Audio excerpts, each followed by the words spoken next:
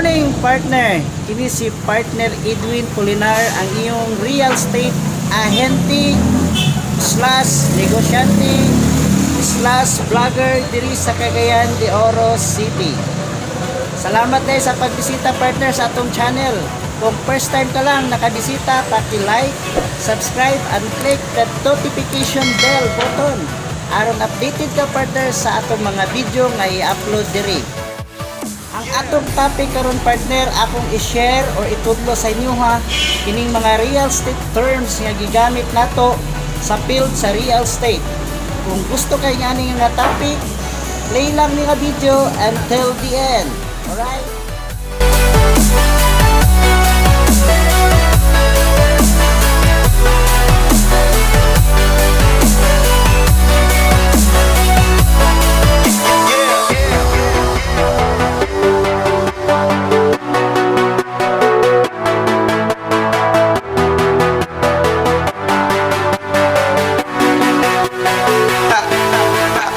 Ato nang sugdan ang pagtuon sa mga real estate terms para magamit nato in the future sa atong mga client, buyer, para dali ra pud nato ma-close ang deal, partner, kung kabisado nato ang mga terms diri sa real estate field sa atong negosyo. Alright?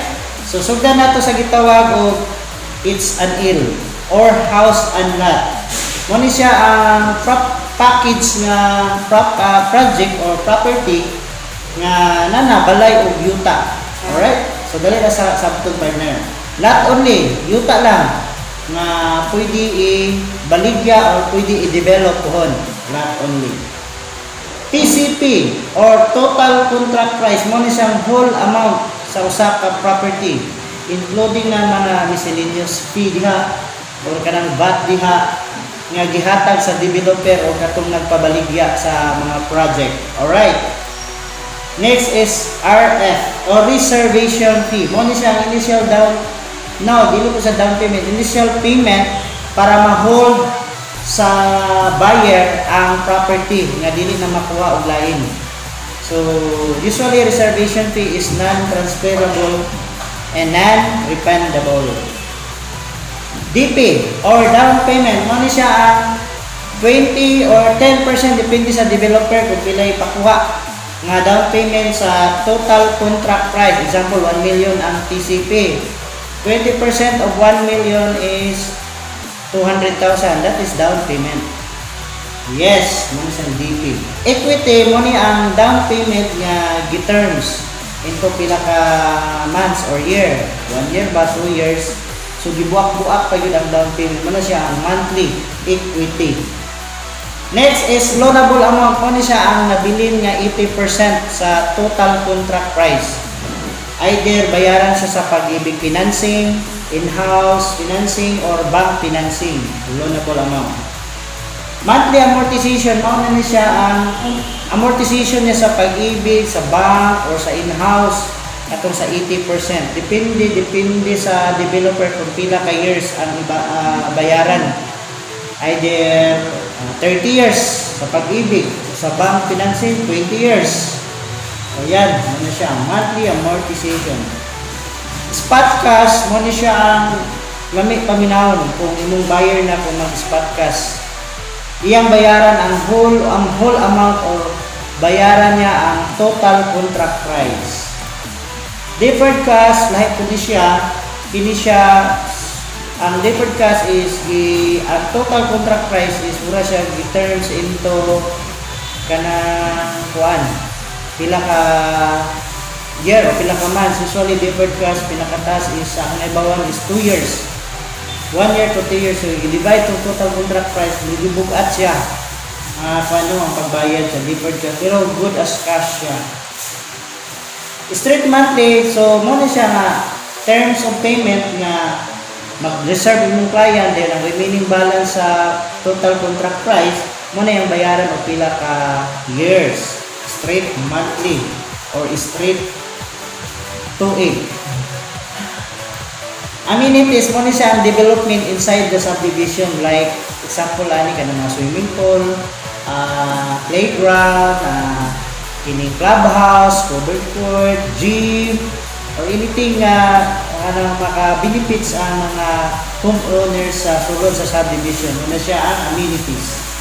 Row house type sa balay nga galumbay, one story nga gasikit-sikit, muna siya row house. Townhouse, two story nga gasikit-sikit, gasumpay-sumpay, muna siya townhouse. Single detached mo ng balay nga single, wala siya nakadetach siya, wala siya ni pilit, o wala ni pilit. Wala siya ni connect sa wall, wala siya ni connect sa perimeter fence. Single detached. Single attached, nakadikit siya sa wall or perimeter fence sa usa ka subdivision. Ano siya differences. Duplex, duha ka balay nga nagdikit na lang sa shared wall. Shared wall. Sige lang kay partner magbuhat ng mga picture atong i-insert para may bawaan yun ninyo. For the meantime, kanilang sa apartment, mo siya ang type of balay or mga kwarto-kwarto ba, rooms nga pwede abangan apartment. Condominiums, mo siya ang nasa mga sitting, ang mga habukin ng buildings. Yan. Gamay na kay yuta, pero ang yung development pataas, pila ka floor, mabuto pila ka, andana. Mo siya ang condominiums. Dahil na po'y gitawag na residential condo nga pwede ni mo puyan. Kung mo purchase sa condo, pwede mo siya puyan. Ano sa residential condo. Kaning condo te, lahi po siya na type nga condo plus hotel. Nani siya management, property management. Ako ni siya naibawan during sa Cebu, nag-appeal ko ka ng training nani. Na dili ko ka pwede ani kapuyo kay naiga manage. Ang kita lugar sa whole hotel, whole condo, i-divide sa mga owners katong nakuha dito nga property.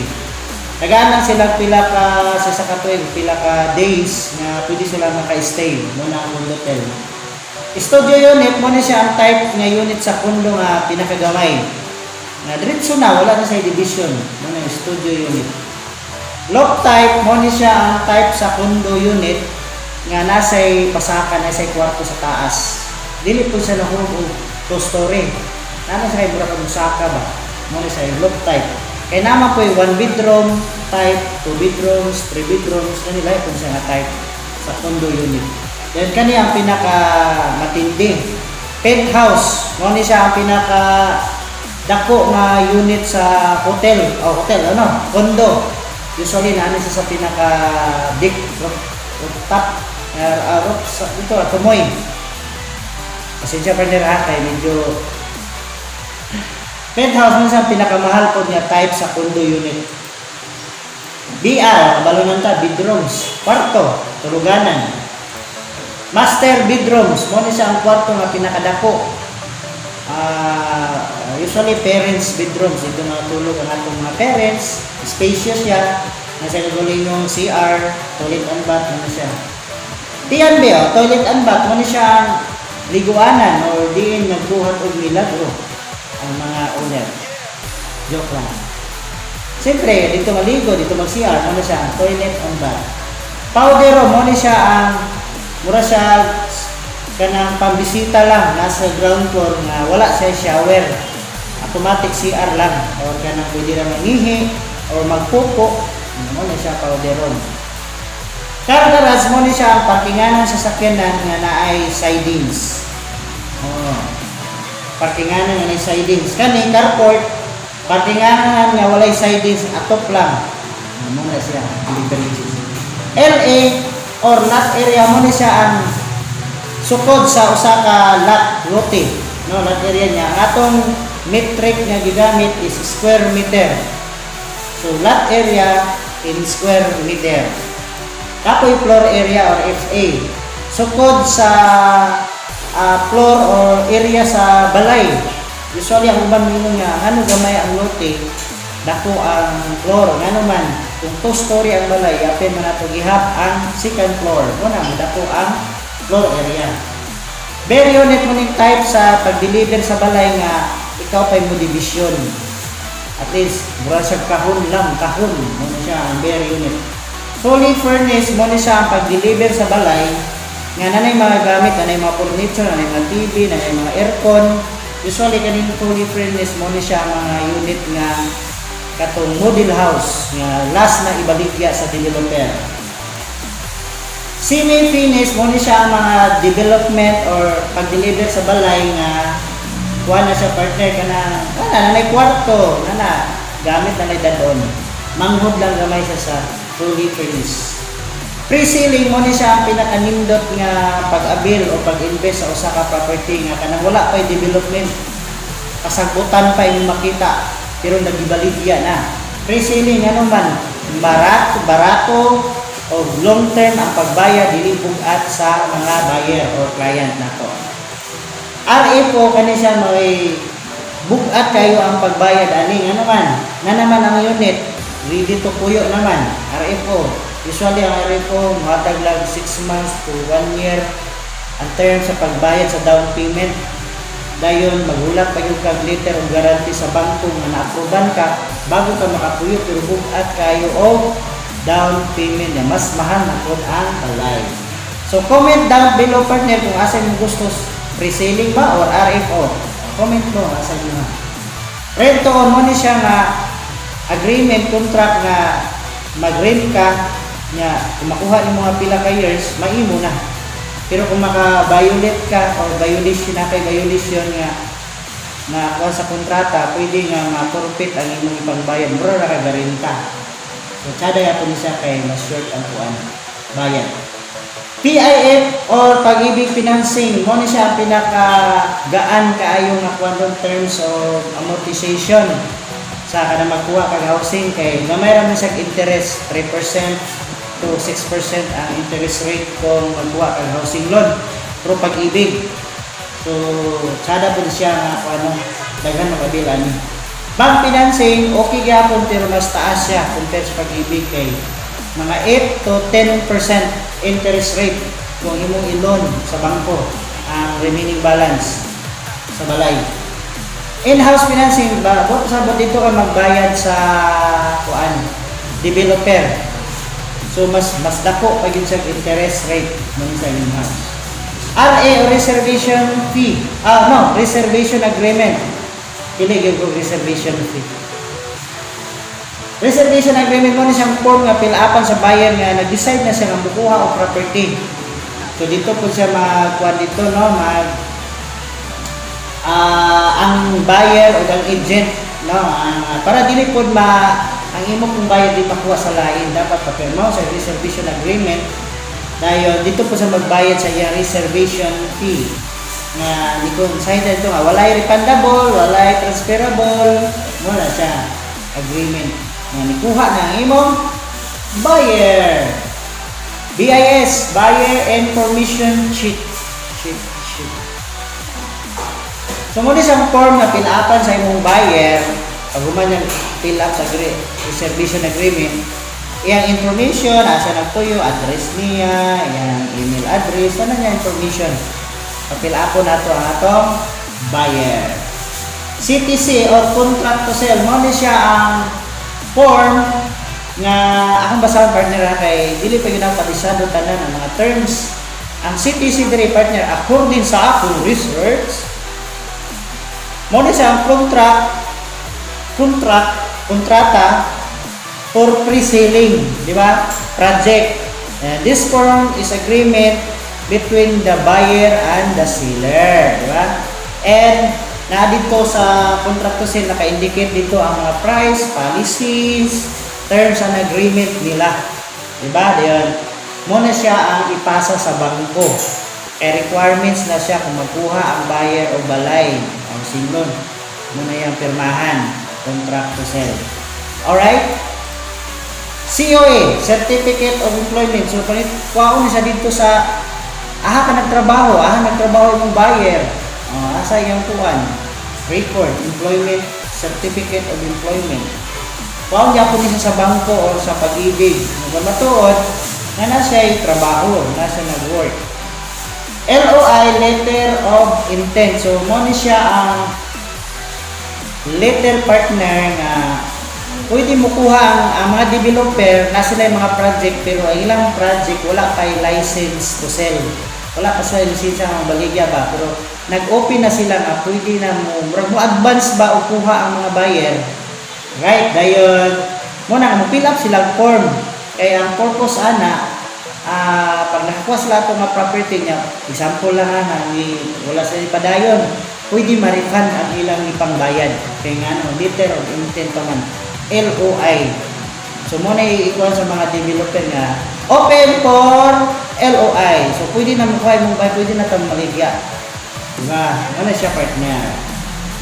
Letter of guarantee or log. So, muna siya ang letter nga gikan sa bangko nga ihatag dito sa developer pag matod nga na-approve na ang buyer. What pasabot, ang buyer pwede na maka-move in sa iyang unit, pwede na siya makapuyo. Kaya na may letter of guarantee nga na-approve na ang iyang loan sa bangko o sa Pag-ibig o sa in-house. Murag Pag-ibig na siya o kanang sa bank. So, pwede na siya makatransfer sa iyang property. Nakuman siya bayad siya down payment, huwag na siya sa kuan, letter of guarantee nga ikaw sa bangko, pwede na siya maka-move in sa unit. Alright. ITR, income tax return. Mo na siya ang tax. Mo na siya ang proof of income sa usa ka buyer nga kuwaon niya sa BIR. So, katong mga requirements siya po niya na muhatag sila sa developer o ITR, mga tuon na muna sila na ilang proof of income. Naghatag sila buwis. Dayon, muna siyang ipasa dayon. Kaya requirements na siya. Alright. EIF, muna siyang attorney. In fact, muna siya ang tao. Tao na siya. Representative sa katong nagkuha nga buyer. Example, buyer na to is nasa abroad. So, siya tao nga representative nga mo to siya yung mukuan. Work out sa iyang pagkuha ng property. Kaning SPA, Special Power of Attorney, mo na siya ang form nga gipirmahan atong tao nga nasa gawas, gihatag sa iyang attorney, papunta sa muliho. So dapat, kung imong bayad na nasa plano mo kung property, dahil gawas siya, papirmahan o mga Special Power of Attorney kay once, kung wala sa SPA nga, bilin sa Philippines, pag dito sa magkuha sa gawas, i-consularize pa na, mato pa siya dito sa embassy, na-consularize pa na, dadako na kay gasto. So unlike kung dito sa magkuha sa Philippines, mas naka-save siya. Alright. It is authority to sell. Muna siya ang form nga papilapan nimo sa seller, for example, na kay seller, nagpamaligya siyang property, siyang balay o lote. Imo na sa papirmahon para namoy agreement nga mahalin mo yung project, yung kuan, property na kay commission, dili ka mawati. Dayon, pwede nato sila magukod kung sinanggukod sila. Alright.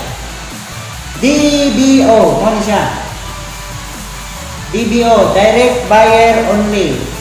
So, mo na usually atong ipang-post ang mga project, mga kuan, mga property nga pamaligya. Kita gusto nga masagulag lang yung agent, buta na ito direct buyer only para sulo nimo ang commission. CGT o capital gains tax, mo ni siya ang tax na bayaran sa BIR. Example, brokerage listing na nagpabaligya o property. So, according sa akong research, ang obligado din mo bayad o capital gains tax is katog yung nagpalit o property, dili ang seller. Pero depende lang po sa agreement sa ilang sabot kung half ba sila o ang bayad ba mo bayad sa capital gains tax o ang seller. Depende lang. Alright. Kabiyayaan na siya. Last, commission pagkalami. Mo na isang ginamhinam sa tanang agent. Commission. Dire na mabago ang buhay mo. What if nakahalin ka o millions of property, billions of property, trillions of property, commission. So, dili na kayo nato i-explain pero basta nakabangon ka sa commission. Alright, so partner, I'm sure na medyo short lang itong video, no? Pero I'm sure na nakuha ng mga kanang terms na pwede na itong magamit along the way sa atong do sa business in realty. And katong gusto nga mag-join sa among realty business, pwede mo contact sa number na ako akong ibutang sa description box. dayon mag-message mo sa kuha, mag-comment mo kung saan nga mahimong real estate agent diri, especially diri sa among realty sa Cagayan de Oro City or anywhere. Pwede kay naman tayo online karon na registration. Pwede ra ka mag-join sa realty maski work from home. So that's it for this video, partner, and I'm sure nga daghan patag i-topic ko no para makatabang sa atong mga new agents partner out there. Alright? Para tanan ta mo improve. Alright, di ba? Yes, tama. So, isa na akong maingon partner nga diri magtinabangay ta and share ideas, knowledge. So, naamoy nakita sa ako nga medyo ko willing to magpakorek ha, comment lang mo below na unsay dapat pa improvement kaya ako ga practice patud ko, di ba? O nagbuhat og vlog something nga ni para maka-improve sa tanan, makatabang pud ta labi na sa mga agent nga bago pa lang o katong uban nga gusto magplano pa lang ng magsulod. Alright, so ana lang.